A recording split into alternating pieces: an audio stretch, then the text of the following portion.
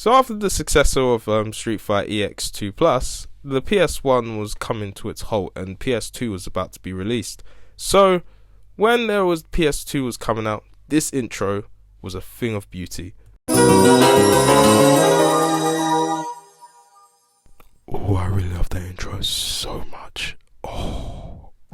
So Street Fighter EX3 was the final sequel of the EX series, thanks to Eureka and Capcom combining together into one and making a pretty sick trilogy. So Street Fighter EX is known for its super cancel move from a combo into a special move, and it's also known for its guard break, and it's also known for its XL moves. XL moves are pretty sick when it comes to these things, but there were some features on there that I thought was really interesting. I think the jump between Street Fighter EX2 to EX3 was a kind of a stepping stone, but not in a good way, because there was some questionable rendering on this game. Many times I go back into this game and I think it could have been a really good game, though I will get into something that really scratched my head, and it's the rendering. Some of the look of the rendering on this game looks rough as hell. I mean, I look at Guile, he reminds me of my favorite toy back when I was like 5. You know, Action Man, that toy? Yeah, that was definitely something else. And Chun-Li's legs look thick as hell, Sagat looks thick as hell, and there are some people like Sakura who just looks a bit weird with that face. Seriously, the most disappointing part of this game is the characters. There were no returning characters from like all of the series that they put in. If you're gonna add more characters, go all out, try and just give everyone all of the characters that were in every EX series, so then at this point, that way you can just go all out and say this is the last EX series that we're doing. But I can see why people would feel like they wouldn't add that many things in there, because Eureka is a very small company, and Blanca I swear, Blanca just looks like a pig, bro. He looks awful in this game, like holy cow. Every time I go in Critical Parade, it looks like I'm going on a rave, and it really makes me laugh sometimes.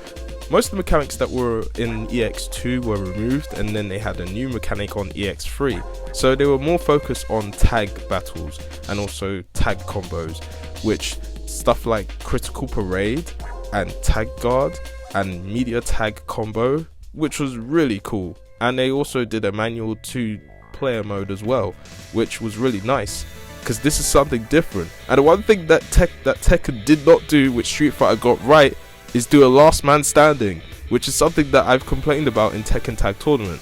But people would choose Tekken Tag Tournament over this game, because as clean as the rendering was in Tekken Tag, basically it was very misunderstood that EX3 managed to have the same sort of end trilogy release, like Street Fighter 3 Third Strike, Street Fighter Alpha 3, and then Street Fighter EX3. Those 3 trilogies were released around that time, and it's a no-brainer question which one people are going to choose. From my point of view, the idea of having a tag-based video game that's involving so many features like the tag grade or Critical Parade, or even momentary combo, and even the media tag special moves were actually pretty good. Some of them really matched in with the vibe, and it really felt like this game could be good for a 2-player game. Like, I would have fun with all my friends, like 4 of my friends, to play this game, and they would smash it out of the park. I think it's really nice to have something like that. But as a single player mode, I think it's quite a questionable thing to do, where you have to choose only 3 people, but then it comes down to having a tag based team, and then there's only 7 stages, or 6 even, which is quite short for an arcade game. I wish they could have done more on it. I also wish that the AI in this game was a lot more harder rather than just easy, because I can brush past all of this and I just think it's very easy. But when you do stuff like the M Bison and then another version of M Bison like EX2 did, I feel like this was a challenge, and I kind of wish we had that in this game. But you have to play 4 players to go against M Bison, and then if one of them defeats it, that's it. It sounds a bit bland. So many people were not very happy with the reception for Street Fighter EX3, and I think it's fair to say that the rendering is part of it and it was bland.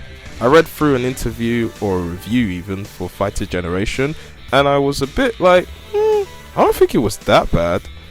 Most of it has to do with how bland most things are, and I can see why, but at the same time I don't think it's the worst Street Fighter game I've ever played or seen. I mean, if you want to really go back to the worst game, the first ever Street Fighter game was the worst game in my opinion, but then again you gotta appreciate it for where it was going after they released Street Fighter 2.